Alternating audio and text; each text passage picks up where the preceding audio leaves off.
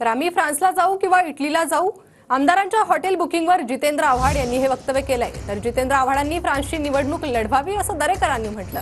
आव्हाडांनी आकलन करून अशी वक्तव्य करावी असं प्रवीण दरेकर म्हणाले। प्रवीण दरेकरांनी जितेंद्र आव्हाडांवर ही टीका केली आहे। आम्ही फ्रान्सला जाऊ, फ्रान्सला जाऊ, इटली, स्वित्झर्लंड,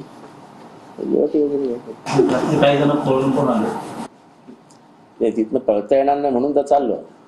पळाला नितीन देशमुख, तो तिथनं नाही पळाला, तो सुरतेहून पळाला। आता जितेंद्र आव्हाड यांनी जाऊन फ्रान्सलाच निवडणूक त्या ठिकाणी लढवावी आणि फ्रान्सचा तिकडे प्रमुख व्हावं, मला वाटतं काहीतरी आपलं बोलायचं म्हणून या ठिकाणी बोलतायत। निवडणुकीवर बोललं पाहिजे, नीट त्याचं आकलन विश्लेषण केलं पाहिजे। आता फ्रान्स आणि इथला काय संबंध आहे?